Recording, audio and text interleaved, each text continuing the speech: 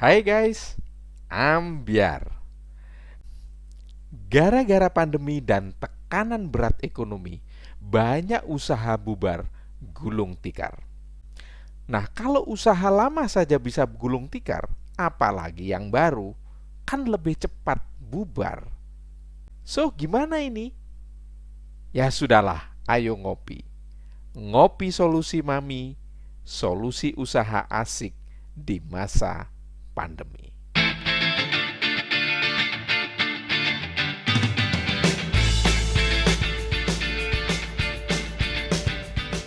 Melanjutkan episode pertama tentang 4 pilar solusi, maka di episode kali ini, Solusi Mami akan mengupas tentang kumpulan strategi bagaimana mengeliminasi ancaman pelemahan dan kejatuhan bisnis sejak dini. Tahukah guys bahwa langkah strategis yang wajib dilakukan sangat dianjurkan untuk diawali dengan melihat dan memahami hal-hal yang mungkin tidak menyenangkan, bahkan menyakiti. Apakah hal-hal yang menyakiti itu guys? Sebut saja mawar. Ups. Ambyar guys, maksud saya ambyar. Apa, mengapa, bagaimana ambyar itu terjadi, dan kalau gak diantisipasi bisa menyakiti? Yuk, kita cari tahu mengapa ambyar penting untuk diketahui. Alasan pertama adalah gara-gara pandemi, ekonomi tertekan berkepanjangan bisa lebih parah. Sehingga penting sekali untuk memahami agar solusinya gak salah arah. Guys, masih jelas dalam ingatan kita, beberapa tahun terakhir dunia dilanda perlambatan ekonomi. Di saat perlambatan itu belum berakhir, hadir hantaman baru yang sangat hebat, yaitu pandemi yang diikuti dengan tekanan berat ekonomi dan melemahnya daya beli. Dan terjadilah pertumbuhan negatif berkali-kali yang kita sebut dengan resesi. Tentu saja daya beli dan tekanan ekonomi berkepanjangan ini membahayakan. Kondisi ini membuat usaha jadi sulit. Dalam kondisi normal saja, cari kerja atau membangun usaha itu tidak mudah. Apalagi dalam kondisi tekanan ekonomi dengan melemahnya daya beli. Untuk itulah, penting untuk mencari tahu dan memahami ambyar-ambyar yang mungkin akan menimpa kita, supaya kita lebih siap siaga dan tahu solusinya seperti apa. Alasan yang kedua, kita itu sekarang ibarat sudah jatuh tertimbun tangga. Mau bangkit, terancam lingkaran bahaya. Guys, apa kejadian yang jelas-jelas terlihat dan mungkin telah menimpa sebagian besar dari kita? PHK. Inilah konsekuensi yang tidak kita inginkan. Perusahaan di segala ukuran banyak yang terpaksa melakukan rasionalisasi, restrukturisasi, bahkan sebagian bisnisnya dihentikan. Pemutusan hubungan kerja besar-besaran datang secara bergelombang. Ditambah lagi dengan pencari kerja baru yang tidak bisa ditampung perusahaan, maka membesarnya pengangguran semakin menjadi beban.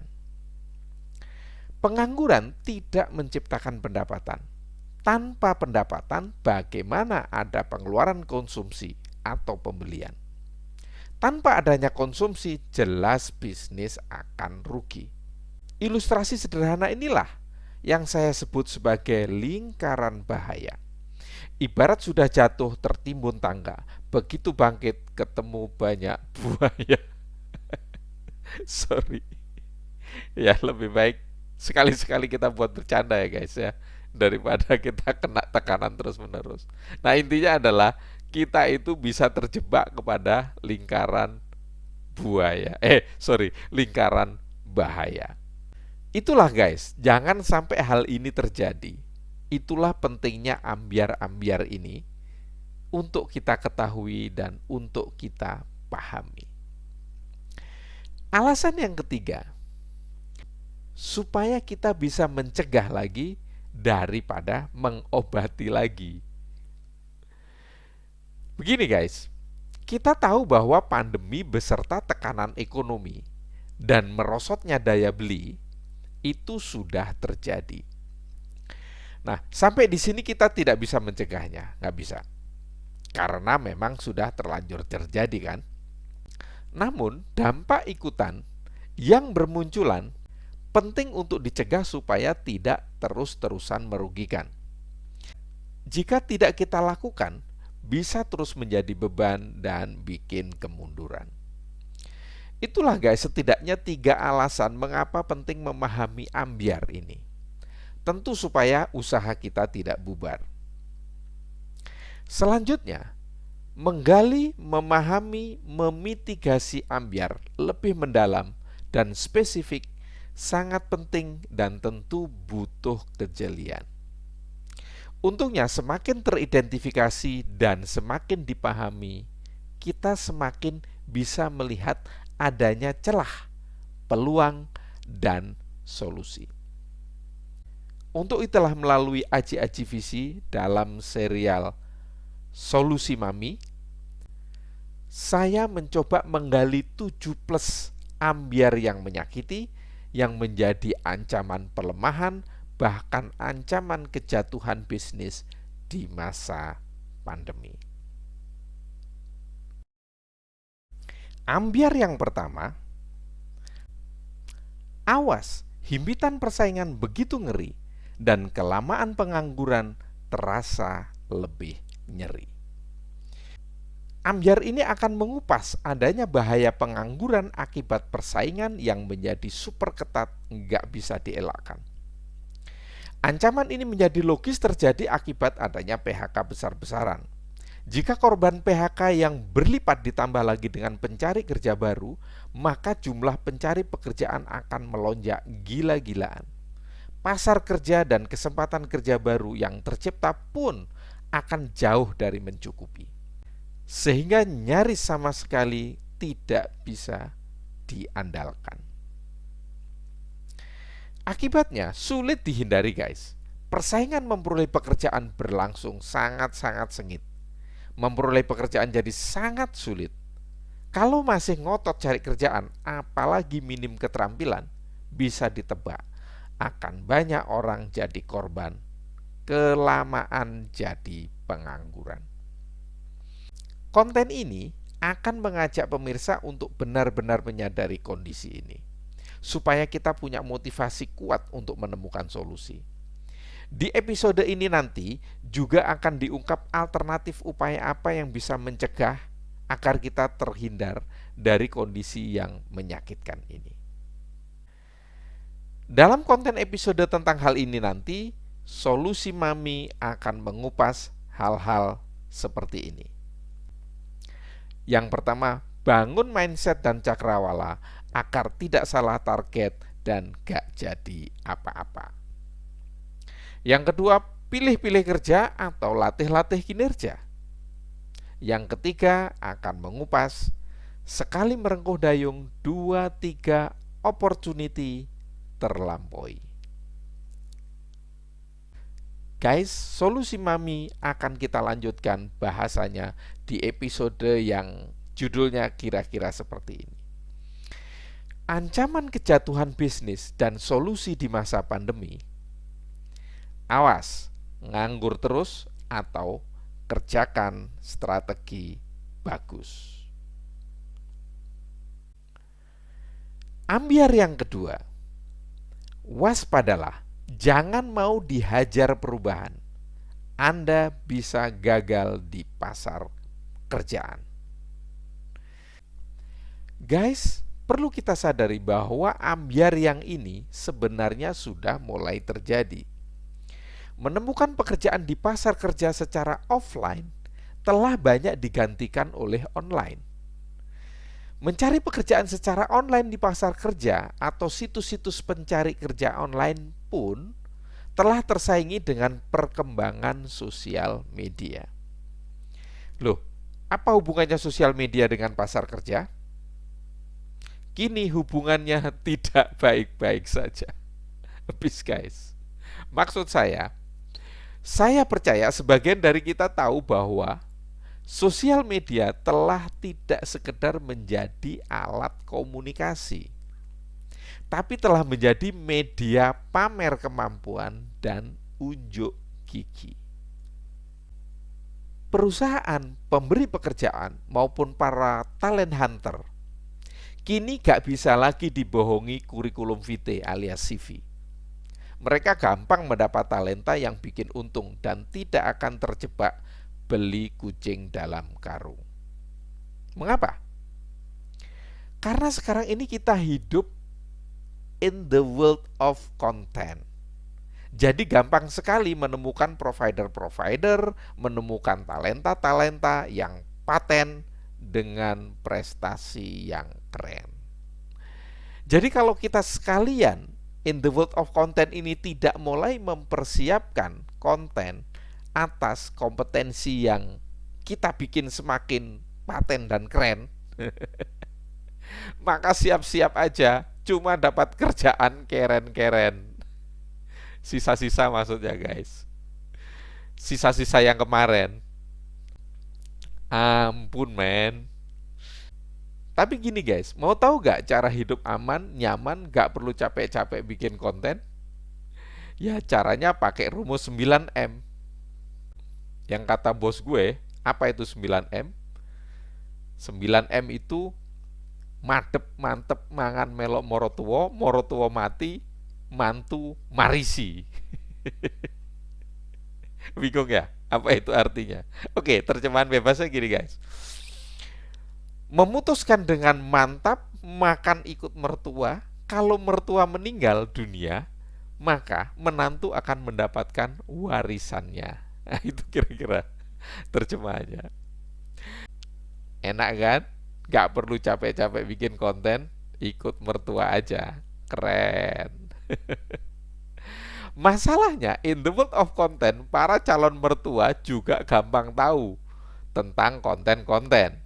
Siapa yang menampilkan kemampuan keren, siapa yang tampil konsisten, siapa yang banyak di-endorse dan pinter menciptakan AdSense. Motor kan. Lagi-lagi dapat keren-keren. Peace guys. Sudahlah, kita ngopi aja. Ngopi solusi Mami tentang hal ini tentu saja akan kita lanjutkan di episode tersendiri. Kira-kira dengan ungkapan atau judulnya kira-kira seperti ini. Tekanan perubahan bisnis dan teknologi komunikasi jadi ancaman pelemahan bisnis dan kerja, atau kita jadikan opportunity. Ambiar yang ketiga, waspada guys. Kondisi bisnis di masa pandemi ini benar-benar bikin pusing. Rasanya seperti dibanting-banting. Sampai kapan kita mau dibanting-banting? Jika kita gak mau lagi dibanting-banting dan berada dalam kondisi tertekan terus-terusan, maka sepertinya belumlah cukup kalau hanya mengandalkan upaya ekstra. Jadi upaya ekstra ini rasanya nggak cukup loh guys. Kita butuh lompatan yang cepat menghasilkan perubahan secara signifikan. Guys, pernah dengar nggak istilah growth hacking? Yang populer di era bisnis online digital beberapa waktu yang lalu. Ya, sekarang pun juga masih cukup populer. Growth hack, pengertian bebasnya adalah melakukan strategi dan teknik hacking untuk menciptakan pertumbuhan yang melompat atau berlipat. Pemikiran seperti inilah yang belakangan ini saya gali untuk solusi di masa pandemi.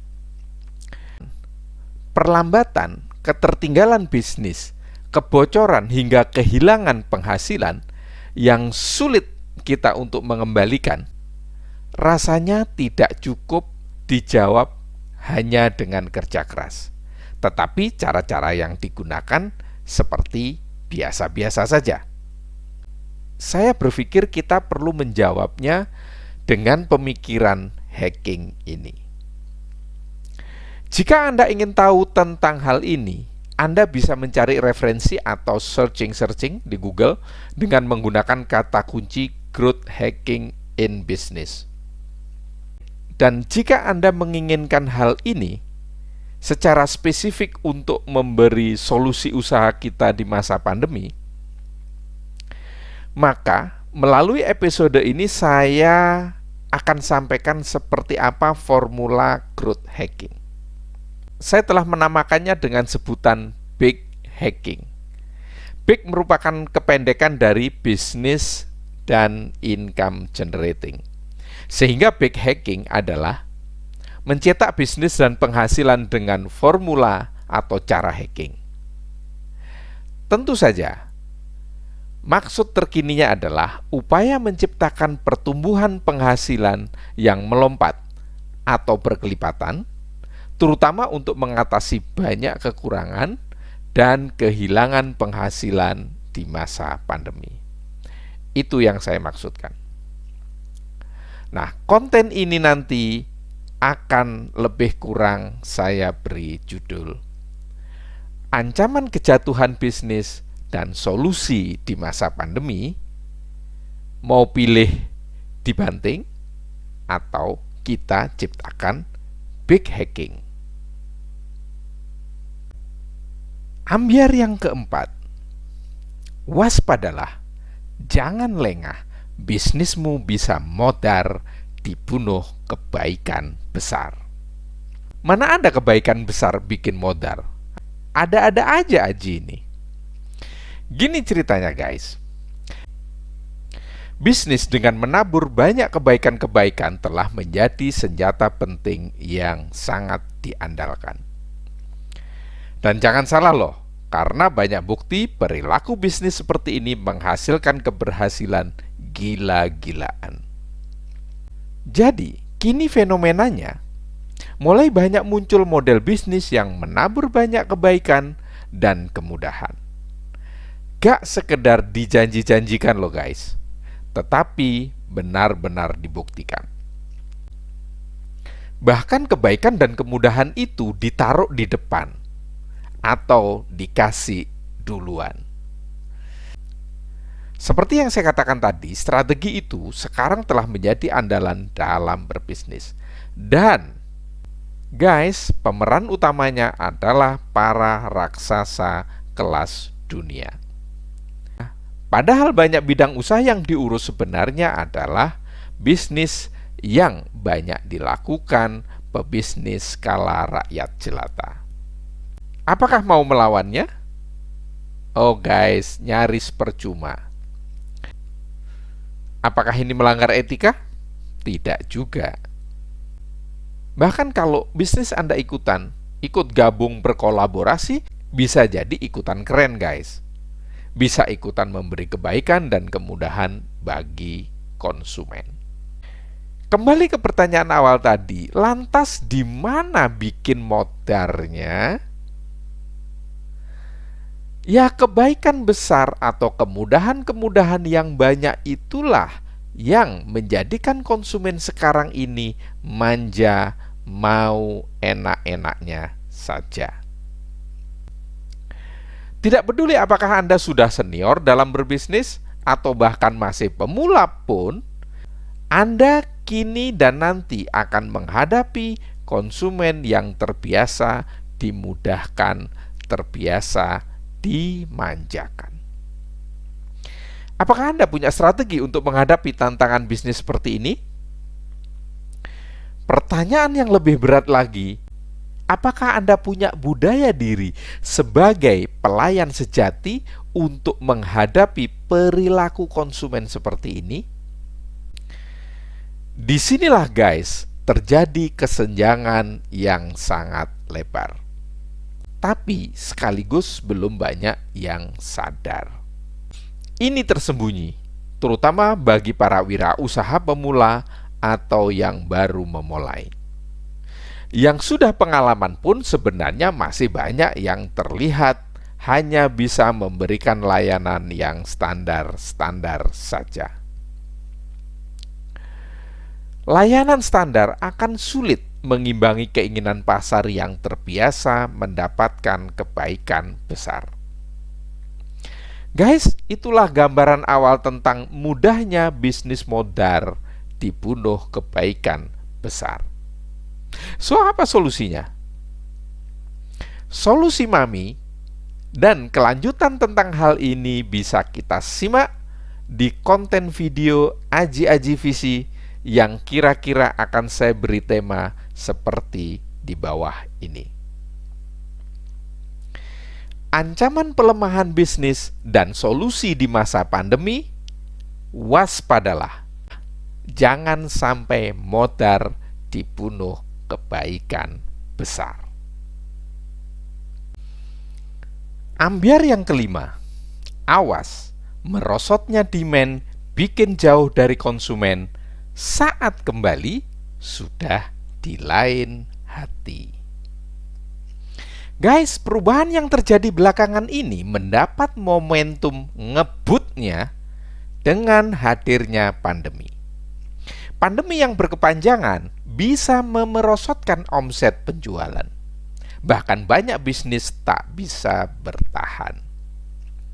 Dalam kondisi penurunan tajam dalam penjualan, maka yang bertahan pun harus waspada dan diharapkan memiliki strategi yang bisa diandalkan. Mengapa demikian? Karena perubahan cepat di masa pandemi, konsumen yang sudah pindah ke lain hati, maka saat kondisi normal baru lagi, tidak gampang merebutnya kembali. Apa solusinya?